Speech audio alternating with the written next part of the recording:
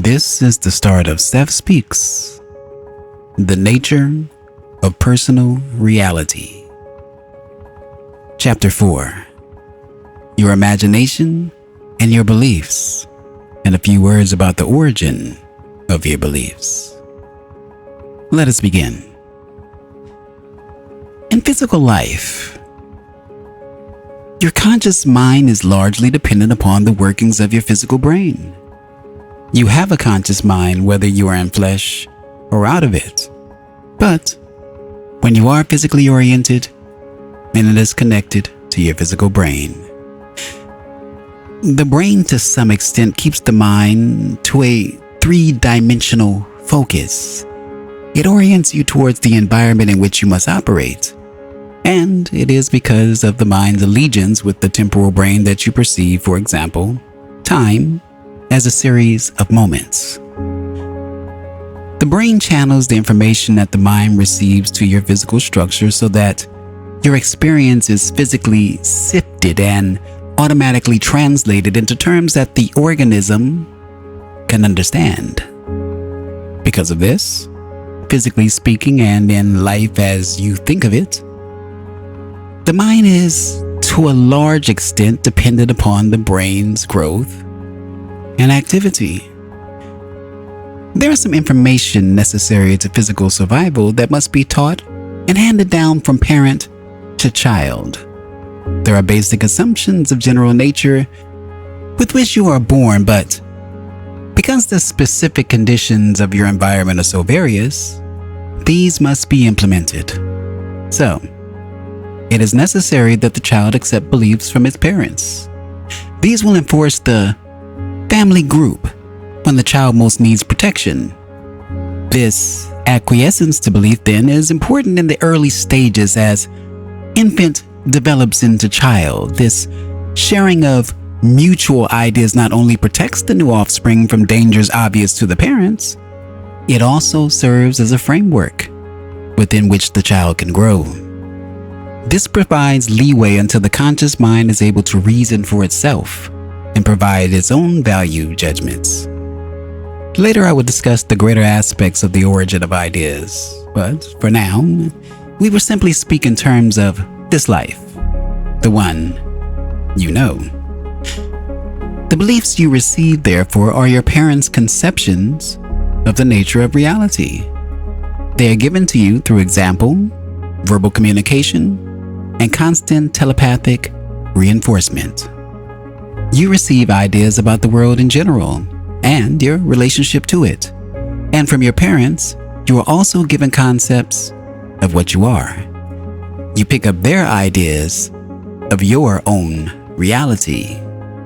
Underneath all this, you carry indelibly within you your own knowledge of identity, meaning, and purpose. But in the early stages of development, great care is taken to see that you relate in physical terms. These are directional beliefs that you receive from your parents, orienting you in ways that they feel are safe. Cushioned with these beliefs, the child can be safe and satisfy its own curiosity, develop its abilities, and throw its full energy in clearly stated areas of activity. So, it is quite necessary that an acquiesce to belief does exist, particularly in early life. There is no reason, though, for an individual to be bound by childhood beliefs or experience. The nature of some such beliefs is that while seemingly obvious ones are recognized as harmful or foolish, others connected to them may not be so easily understood. For example, it may seem silly to you that you ever believed in, say, original sin. It may not be so obvious that many of your present actions are caused by a belief in guilt.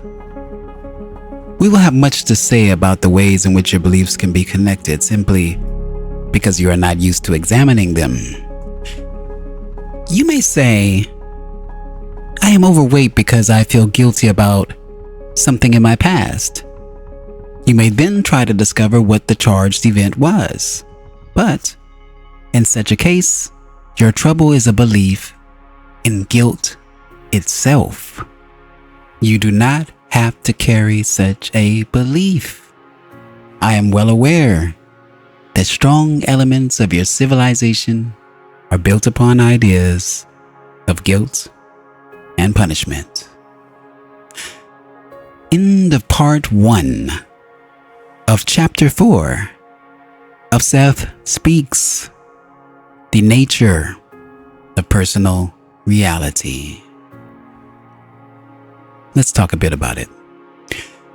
In this passage of chapter 4, Seth is conveying the idea that the conscious mind is closely connected to the physical brain in physical life. The brain helps the mind focus.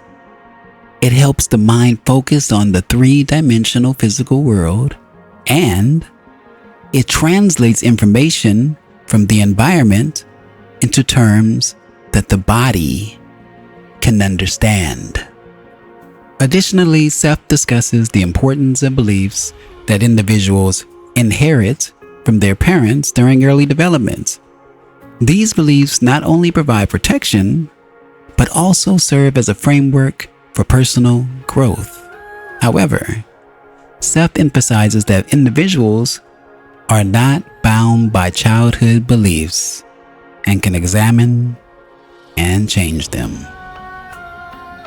If you've enjoyed this reading, please consider giving it a like, sharing with a friend, and subscribing for more. What did you think about this passage from The Nature of Personal Reality? I think this chapter is going to be a good one. Leave it in the comments below.